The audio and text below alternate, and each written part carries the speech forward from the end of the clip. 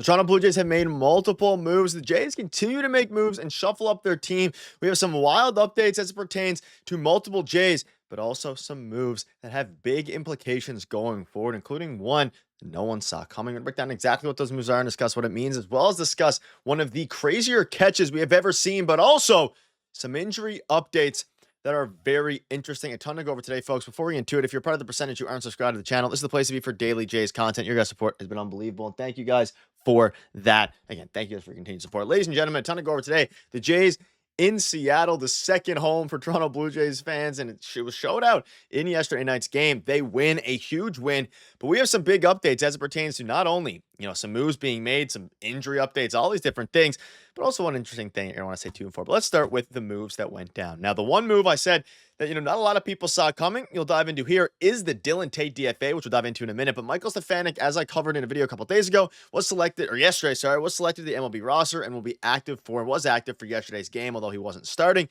Andres Jimenez is placed in the 10-day IL with the right quad strain, retroactive to May 8th. And then, of course, Tate is DFA. Now, I want to start with the Andres Jimenez situation. This one is extremely interesting because, again, I covered it in the video yesterday. I kind of discussed how, okay, we know that Michael Stefanik's coming off. We weren't sure if this is going to be a taxi squad move or if Andres Jimenez is going to miss a significant period of time.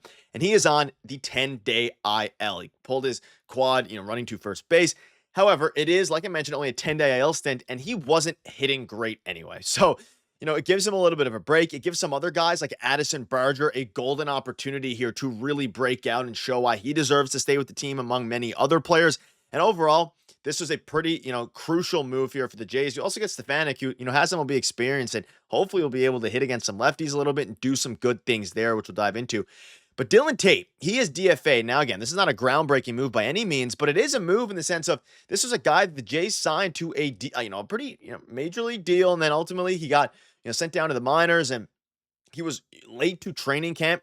And of course, after he was late to training camp, he was supposed to break team out of camp. That's what we assumed. He was, of course, signed last year.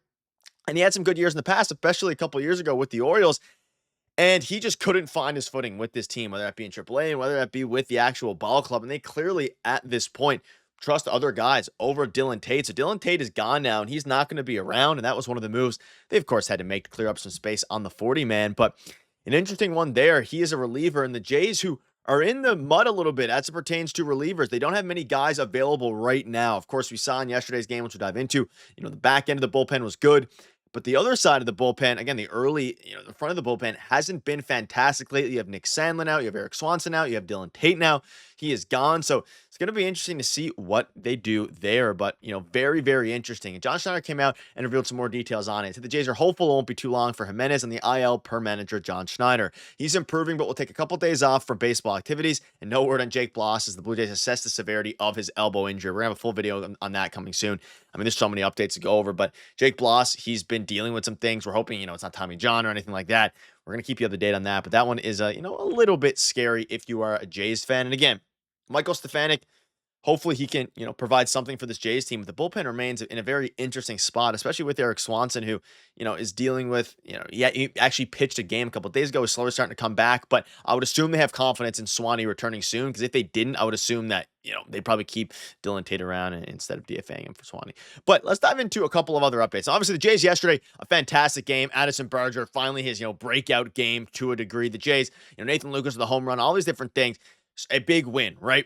And within that big win, there was some craziness. And I want to start with this Dalton Varsho catch. I highly recommend you go and look at, on the Jays Twitter page, the actual catch. It was one of the best catches you'll ever see. And of course, they're playing these late West Coast games, this time against Seattle. And the Jays now run a mini 2-game winning streak, but the offense is starting to come along a little bit. They're starting to, string together some hits and some clutch hits with runners in scoring position. We saw it yesterday with the bases loaded. We've been seeing it from time to time now. The Jays are playing decent baseball. They're 2 games under 500. The Dalton Varsho is a winning baseball player. The Jays win almost every game he plays in. And he had an unbelievable catch, just an insane catch to witness. And it's something that, again, unbelievable.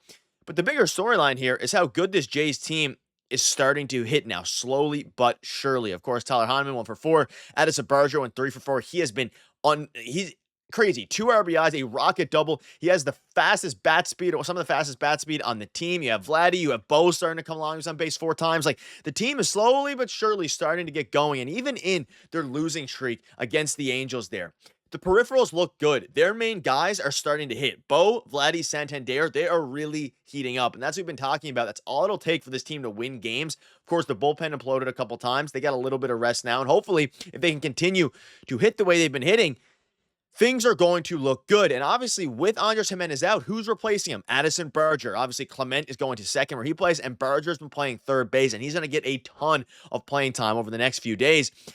And it is extremely exciting to see. And again, with Michael Stefanik up, I don't think he's going to get a ton of reps. Again, you look at his stats here from last year, the year before. He's not a great hitter. They want to give most of these reps to Addison Barger. And looking at some of his exit velocities, I mean, they're just absurd. 116.5 miles an hour, 109 miles per hour, 113 miles per hour, 83 miles per hour. His bat speed is elite. And when he makes contact, he crushes the ball. Now, the problem has been, his bats are making contact. He hasn't been able to do that at the major leagues yet. This guy has some of the highest upside of any Blue Jays prospect, of any Blue Jays player. And if you're going to keep somebody in the lineup, make it Addison Barger. If he makes contact, he's going to provide some big hits, and that's what he did. He hit a 2-run double with the bases loaded in yesterday's game, and he's able to get RBIs like this. His average has moved up to 222. He should play every day. Throw him in versus righties. Throw him in versus the occasional lefty. They'll probably use Michael Stefanik against lefties, but just let's see what he has, because at this juncture, you have nothing to lose. The offense has been bad. You have guys are starting to hit now. This was a Santander day off as well, and he's been on fire, and they still managed to get the job done, of course, with Dalton Varsho, playing in the 3 spot, a pretty rough game for him. But regardless of that, the team's rough game offensively, of course. We saw the fantastic catch. The team is hopefully starting to come together, and every time we've said this, I've jinxed it, and they've started going a losing streak. You take care of business in the last game against the Angels to mitigate the damage. You win the first game against a very hot and a very good Mariners team against their ace in Luis Castillo. You got to like your odds. And, of course, look at the bullpen and the starters. Kevin Gosse, a very, solid start, and the bullpen is absolute nails. And, Jimmy Garcia was scary there. The bases were loaded with, I believe, with no outs, and they managed to, get an infield force out at home and then back-to-back strikeouts. Jimmy Garcia got the job done. 2 walks and a hit. It is what it is. Brendan Little, one of the best relievers in baseball. Crazy to say. And Jeff Hoffman nailed it down. And that's key because these guys have been shaky. Jimmy Garcia is a little bit shaky, but Jeff Hoffman has been very, very good, throughout his career and throughout the season. Happy days for the Toronto Blue Jays. And again, you have reinforcements coming on the way with Spencer Turnbull, all these guys. You have Addison Barger slowly, shaping up. We'll have a full video on him.